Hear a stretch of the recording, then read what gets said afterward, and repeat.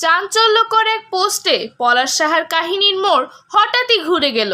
কার জন্য হলো এমন, আর কী বা ছিল সেই পোস্টে? এবার কি তবে বেরিয়ে এলো আসল সত্য? সব কিছুই জানাবো আজকের ভিডিওতে। Hello viewers, welcome to viral video channel. বর্তমানে পলাশ সাহা ও সুস্মিতা সাহার ঘটনা জানেন না এমন লোক খুঁজে পাওয়া দুষ্কর। রীতিমতো প্রতিদিনই পলাশ সাহার ঘটনাকে কেন্দ্র করে নানা যোগসূত্র বের হচ্ছে। এক একজনের মতামত পাল্টে দিচ্ছে মূল গল্পটিকে। এবার পাওয়া গেল এমন এক তথ্য যা রীতিমতো ঝড় তুলেছে নেট দুনিয়ায়। পোস্টটি কি আর কে করেছেন সব কিছুই বলবো আজকের ভিডিওতে। তাই সম্পূর্ণ ঘটনা জানার জন্য ভিডিওটি শুরু থেকে শেষ পর্যন্ত স্কিপ না করে দেখবেন। এবার তাহলে মূল কাহিনীতে আসি। বেশ কিছুদিন আগে পলাশ সাহাকে নিয়ে একজন একটি লেখা পোস্ট করেছিলেন ফেসবুকে। সেই পোস্টেরই কমেন্টে খুঁজে পাওয়া যায় এমন এক ব্যক্তিকে যা আমাদের আজকের ঘটনার মূল আলোচ্য বিষয়। তার নাম রিনি ভট্টাচার্য। কমেন্টসে তিনি উল্লেখ করেছেন যে তিনি পলাশ সাহাদের প্রতিবেশী। উনি জানান যে পলাশ সাহা ও তার পরিবার তার পাশের বাসায় ভাড়া ছিল কিছু মাস।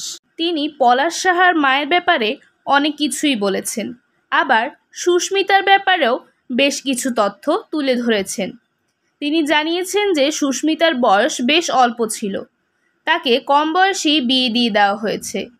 আবার পলাশ সাহার মাও সুস্মিতাকে বেশ সুবিধা দিতেন না। তার কমেন্টসে তিনি জানিয়েছেন যে পলাশ সাহার মা তার বড় ছেলের কাছে সুস্মিতার নামে বদনাম করত। ছাদে গিয়ে বড় ছেলের সাথে ফোনে কথা বলতে বলতে সুস্মিতার নামে অনেক বাজে কথাই বলেছে। ভিউয়ার্স, এ পর্যায়ে বলে রাখি, মূল যে চাঞ্চল্যকর তথ্যটা তার কমেন্টস থেকে পাওয়া গিয়েছে তা এখনও আমরা তুলে ধরিনি। পুরোটা জানতে সঙ্গেই থাকুন। রিনি ভট্টাচার্যের কমেন্টসে পলাশ সাহার ব্যাপারে আরও অনেক কিছু তথ্যই ফুটে উঠেছে, কিন্তু তার মায়ের ব্যাপারে যে তথ্যটি জানা গেল তা শুনলে আপনি অবাক না হয়ে থাকতেই পারবেন না। রিনি ভট্টাচার্য কমেন্টসে দাবি করেছেন যে পলাশ সাহার মা আরতি সাহা একজন চোর। ভিউয়ার্স, আপনারা কি চিন্তা করতে পারছেন তিনি কি বলেছেন? ঘটনাটি একটু বিশ্লেষণ করে বলি। কমেন্টসে তিনি জানান যে পলাশ সাহার মা ছাদে উঠে প্রতিদিন তাদের ফুল বাগানের ফুল চুরি করত। নিষেধ করার পরও তিনি রোজ নিতেন। তার বলে কিছু প্রবলেমস ছিল। তিনি আরও জানান যে পলাশ সাহা এগুলো ব্যালেন্স করতে পারত না। রিনি ভট্টাচার্য তার কমেন্টসের মাধ্যমে একজন এএসপি পলাশ সাহার মায়ের একটি চুরির ঘটনা তুলে ধরেছেন। অর্থাৎ পলাশ সাহা ও সুস্মিতা সাহার ঘটনার সকল দোষ এবং দায় কি তবে পলাশ সাহার মা আরতি সাহার দিকেই যাচ্ছে?